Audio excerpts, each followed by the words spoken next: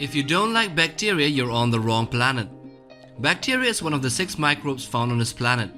We started out as 2 cells merging to form a bigger cell and then later on multiplying exponentially. But when we leave the womb, we leave without a single microbe. As we pass through our mother's birth canal, we begin to attract entire colonies of bacteria. By the time a child can crawl, he has been blanketed by an enormous unseen cloud of microorganisms, 100 trillion or more. Microbes are microscopic organisms that exist as unicellular, multicellular, or cell clusters.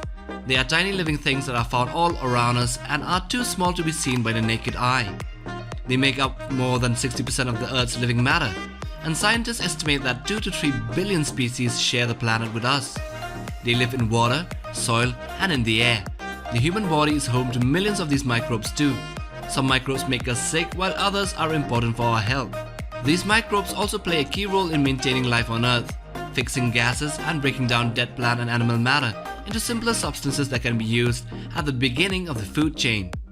Biotechnologists can also exploit the activities of microbes to benefit humans, such as in the production of medicines, enzymes, wine, and food. They are also used to break down sewage and other toxic waste into safe matter.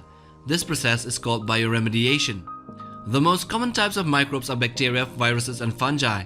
That is the reason why sometimes the only culture that some people have is a bacterial culture. Molecular biology has shown that even the simplest of all living systems on Earth today, bacterial cells, are exceedingly complex objects. Bacteria are single-cell organisms. They are microscopic organisms that have no nucleus but contain a cell wall made of peptidoglycan.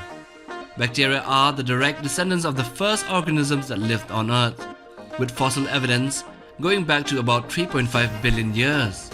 Bacteria can use most organic and some inorganic compounds as food, and some can survive extreme conditions.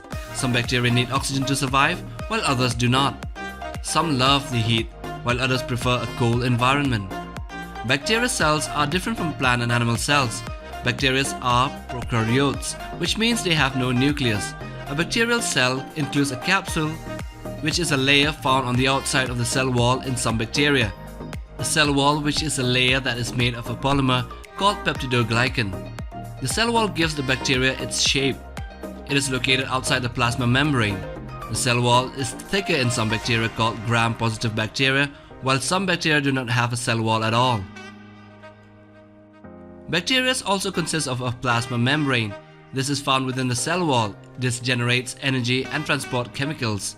The membrane is permeable, which means that substances can pass through it. The cytoplasm is a gelatinous substance inside the plasma membrane that contains genetic material and ribosomes. Bacteria also contains genetic material such as DNA and RNA. DNA contains all the genetic instructions used in the development and function of the bacterium. It is located inside the cytoplasm and either floats freely in a twisted thread-like mass called a nucleoid or in a separate circular pieces called plasmids. Ribosomes is where the proteins are made or synthesized, which are complex particles made up of RNA-rich granules. Bacterial cells move with the help of a structure called a flagella. Flagellum, singular, is a structure that bacteria uses for movement. There are some bacteria that can have more than one. Some bacteria also have another structure called pili, which are hair-like appendages on the outside of the cell that allows it to stick to the surfaces and transfer genetic material to other cells. This can contribute to the spread of illness in humans. Although less than 1% of all bacteria are responsible for diseases, but this is just a rough estimate because there are no exact numbers. There are many different types of bacteria. One way of classifying them is by shape. There are 3 basic shapes. First of the shapes is a spherical bacteria. It is shaped like a ball and are called cocci. A single bacterium is a coccus. Examples include Streptococcus group, responsible for the strep throat. Second comes the rod-shaped bacteria. These are known as bacilli or singular bacillus. Some rod-shaped bacteria are also curved. Examples of rod-shaped bacteria include Bacillus anthracis or anthrax. Lastly, the spiral-shaped bacteria. These are known as spirilla, singular spirillus. If their coil is very tight, then they are known as spirochetes. Leptospirosis Lyme disease, and syphilis are caused by bacteria of this shape. Another way of classifying bacteria is through the thickness of the peptidoglycan layer. This classification or differentiation is done by a process called as gram staining. A gram stain is a test used to identify bacteria by the composition of their cell walls, named for Hans Christian Gram, who developed the technique in 1884. Some bacteria absorb the stain while some do not. The ones that take the stain are purple when viewed under a microscope and are called gram-positive bacteria, which also implies that they have a thick peptidoglycan layer that retains the stain. Gram-negative bacteria does not pick up the stain because of the thinness of the peptidoglycan layer, hence appear pink under the microscope. One more way to classify bacteria is according to their need of oxygen. As said earlier, some bacteria require oxygen to live, whereas some do not. This tells us that there are two types of bacteria under this classification. Aerobes or aerobic bacteria can only grow where there is oxygen. Some types can cause problems for the human environment, such as corrosion, fouling, problems with water clarity, and bad smells.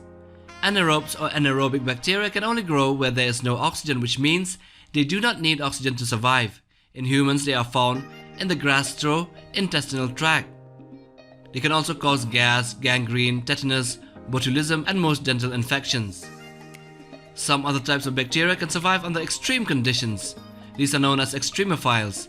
Examples of them are halophiles that are found in salty environments.